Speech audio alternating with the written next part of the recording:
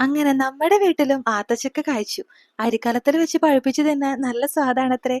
ഇതിന് പല നാട്ടിലും പല പേരാണ് പറയാ. രാമൻ പഴം, ഉറുമാൽ പഴം, സീതപ്പഴം, ആനമുന്തിരി. നിങ്ങളുടെ നാട്ടിൽ എന്താ പറയാന്നുള്ളതൊന്ന് കമന്റ് ചെയ്യൂ ട്ടോ. ഞാൻ പഴുക്കാൻ വെച്ചെങ്കിലും ഒരെണ്ണം പോലും പഴുത്ത് കിട്ടിയില്ലാന്ന് മാത്രമല്ല എല്ലാം കേടായി പോവും ചെയ്തു. ഇതിന്റെ കാരണം എനിക്ക് പിന്നീടാണ് മനസ്സിലായത് ട്ടോ. ആ കാരണം മനസ്സിലാക്കാതെ വീണ്ടും ഞാനൊരു തോട്ടെടുത്തത് പൊട്ടിക്കാനായിട്ട് ഇറങ്ങി. ഞങ്ങളുടെ ഈ ഒരു കഷ്ടപ്പാട് കണ്ട് അപ്പുറത്തെ വീട്ടിലെ പണിക്കാരൻ ചേട്ടൻ വന്നിട്ട് സാധനം പൊട്ടിച്ചിട്ട് തന്നു ട്ടോ. വീണ്ടും ഞാനത് പഴുക്കാൻ വെച്ചെങ്കിലും അതും കേടായിപ്പോയി.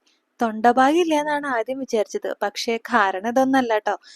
തോട്ടികൊണ്ട് പൊട്ടിച്ച് താഴെ വീണതല്ല പഴുക്കാൻ വെക്കാത്രേ. കൈകൊണ്ട് പൊട്ടിച്ചിട്ട് വേണം പഴുക്കാൻ വെക്കാന്ന്.